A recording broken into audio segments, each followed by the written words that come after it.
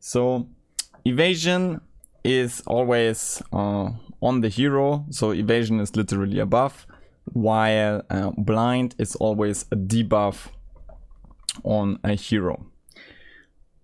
Blind and evasion stack with each other in a diminishingly way, and also multiple forms of evasion, be it from passives, items and talents, also stack diminishingly with each other. What exactly this means, I will explain that later, but just to give you a few examples of a hero that would provide both stacking diminishingly. So Drunken Haze, if you debuff a hero with it, it will have 70% miss chance when it tries to hit you, and Drunken Brawler provides you 25% chance to dodge attacks, which means 25% chance to evade. So first the game will check if the unit that tries to hit you misses, and then the game checks if you dodge it. So those two things stack.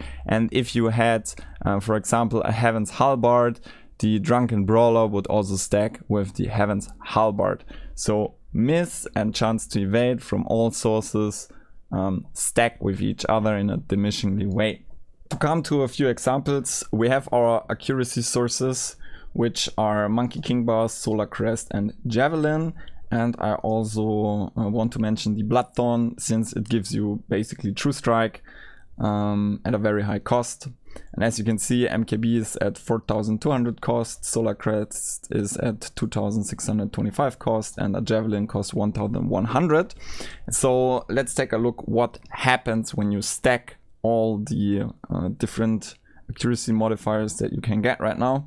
So the maximum accuracy you can reach is 88.75% hit. So that means 88.7% of your hits can hit the target, which is the maximum accuracy you can reach.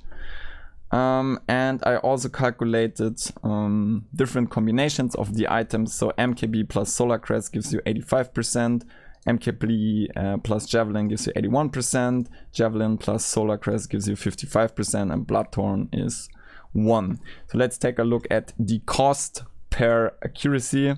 So MKB and Solar gives you, or is very expensive compared to MKB and the Javelin. And Javelin and Solar Crest is also very cheap, and Bloodthorn is in the middle. So the overall cost, if you think about it, like a Bloodthorn is the best solution of all, because you get 100% hit, but it's a very expensive item. And if you think about MKB plus Solar Crest, it's also very expensive, but you can split the cost on the support and the core. So the core buys the MKB and the support buys the Solar Crest, which will leave you at 85% chance to hit. Another thing is that Solar Crest combined with a Javelin is also pretty cost efficient. So you get like 55% chance to hit if you combine the two items. So the carry can buy the Javelin component and the support can buy the Solar Crest component. So let's move to a little example. As before, I'm gonna take Brewmaster as an example. So Brewmaster gives you 70% chance to miss if he debuffs you, and he has 25% evasion on his max level passive. And if you combine those two values, I spare you the math again, this will leave you at 77.5% chance to evade. So how does those combinations of accuracy items leave us when we take a look at the example? So if we have MKB and Solar Crest and we use it on the Brewmaster, you have 88% chance to hit. If you use MKB and Javelin, you have 85% chance to hit him. Javelin and Solar leave us at 65% chance to hit. Raw Monkey King Bar leaves us at 80% chance to hit him. a raw Solar Crest at 53, and a Javelin at 41%.